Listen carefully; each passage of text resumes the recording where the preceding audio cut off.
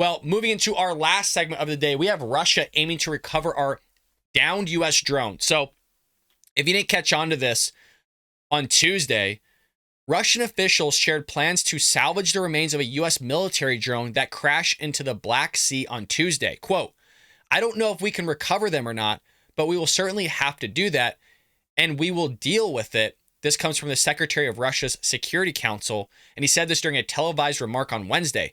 I certainly hope for success. I bet he does, and that comes from the Associated Press. I'm sure the Russians want this MQ-9 surveillance drone.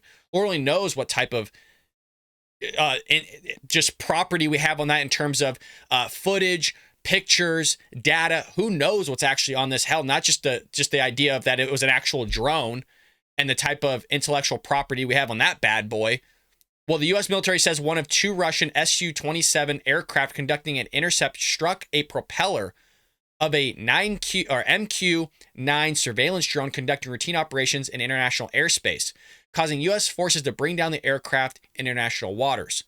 So there you have Joe Biden is going to once again give the enemy more of our military equipment, very similar and a callback to Afghanistan, where we left literally billions of dollars of machinery, Black Hawk helicopters, ammo, guns, exercise equipment. I mean, the amount of just military grade munitions and weapons we left there is head spinning. And now he's just going to give the Russians basically a drone and all the technology that goes along with it, as well as the data. And they're going to come up with this cockamamie thing of, oh, well, it's too deep. We can't get it. It's so crazy. Well, here's John Kirby saying the exact same thing. Well, we're not sure if we can actually recover it. In the same way, they shot like these balloons out of the sky and all these unidentified objects, right, like a month ago.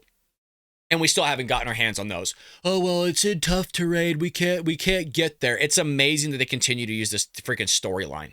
Let's hear him here. So I have to ask you first off, has the drone been recovered and what is the status? It has not been recovered, and I'm not sure that we're going to be able to recover it. I mean, where it fell into the Black Sea, very, very deep water.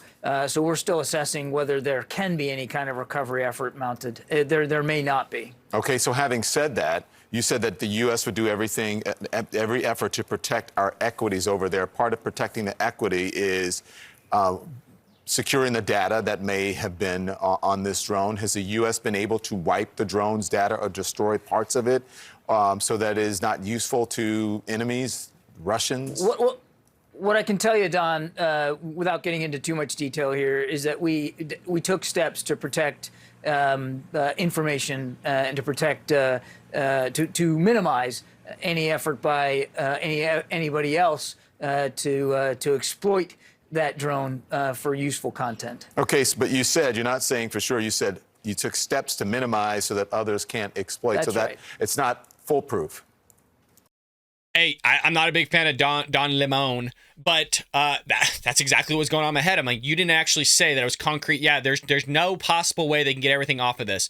You're basically leaving it up to interpretation of like, well, they may get stuff, they may not. Hey, we did our best here. We crashed it into the sea. If they could recover it, we don't know. They might be able to recover it. If we can't, well, oh well, they get their hands on it then. I mean, it's so amazing how this is all nonchalant. Like, it's not a big deal. We did the best we could to minimize any intelligence value that might come from somebody else getting their hands on that drone. But others can get their hands on it. It's possible. It's possible. Well, I mean, I certainly can't speak for Russian efforts or what they may or may not be trying to take off the surface of the water. I can just tell you that we're still assessing that situation ourselves. Has the U.S. learned more or understand why Russia took this down? We're saying that our military is saying that it was a deliberate effort. Russia is saying not. The ambassador to the U.S. says that it was near the border. Is that an actual reason, the actual reason? It was in international airspace, flying over the Black Sea, international waters. It is not uncommon, and nor has it been since the beginning of this war, for us to have these kinds of flights, conduct these kinds of flights. And it is also not uncommon for the Russians to try to intercept them, to try to harass them. This is the first time that it's ended. This doesn't surprise me that the Russians would do this. I mean, we've seen the Chinese do this with our Navy as well as the Russians too. So look, I mean, it's a drone. It's not going to sit there and be pulling off these crazy maneuvers when you have it going up against fighter jets. I think the Russians got way closer than they needed to do. I don't know if it was actually shot down. Who knows what actually happened? I mean, you got to get freaking obviously close enough to hit the damn thing. So I don't know what happened with the Russian fighter jets? Were they still okay in the sense of they didn't have to eject out of the plane? I mean, what's going on with that? I feel like there's a lot of unanswered questions here of like what took place. I'd be curious to see if the Russians just actually shot it down and were saying that they just crashed into it or something. I don't know, but it's a little odd to me.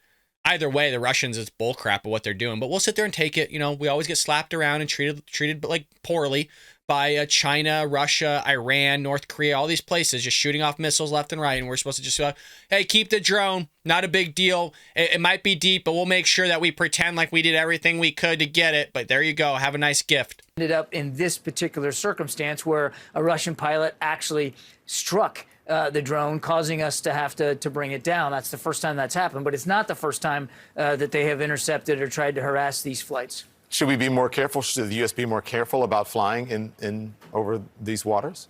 The message that we delivered to the Russian ambassador is that they need to be more careful flying in international airspace near U.S. assets that are, again, flying in completely legal ways, conducting missions in support of our national security interests. They're the ones that need to be more careful. He said, what if, this happened over New York or near New York City or near San Francisco? Is that a fair assessment?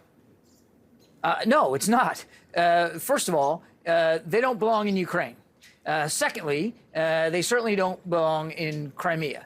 And we were flying, well outside of airspace that's claimed by Ukraine or any other country. The Black Sea doesn't belong to Russia. It belongs to many countries. And the United States has been operating there on the sea and in the air, and we're going to continue to operate, again, in complete accordance with international law. You told my colleague. I got to give it to John Kirby there. The messaging at the end was actually pretty good.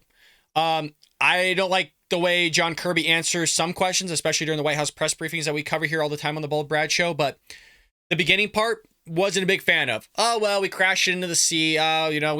We might have been able to scrub some of it, but, they might be able to get their hands on some stuff on the surface. It's like, why are we there? Is our Navy there kind of circling to make sure they don't take any of our stuff? It's so amazing to me how it's just like, oh, well, yeah, we basically trashed the thing, and if they get their hands on it, well, it's not a big deal. It's like, no, it is a big deal. That's taxpayer dollars. People put their hard-earned money into giving this stuff to our government so they can protect us, and you're just going to hand over potentially some intelligence to the Russians that are going to use it against us, or hell, to somebody else. Who knows? But I want to know what you guys think about this. Am I blowing this out of proportion? Is it a big deal, the fact that we crashed a drone into the sea, and there's a potential of the Russians recovering it? Maybe there's not. Maybe he is really telling the truth that is so deep that there's no way in hell anybody's going down there to recover this thing, and there's just nothing for them to get their hands on the surface, and it's not actually that big of a deal. I mean, it's a big deal, the fact that they crashed into the thing, but I want to know what you think about this. Am I blowing this out of proportion, or is there some truth to what I'm saying here of like, there's a potential of them getting their hands on some serious ish here from the United States and then potentially using it against us one day? So let me know what you think about all this in the comments below. A ton of stuff to have a conversation about.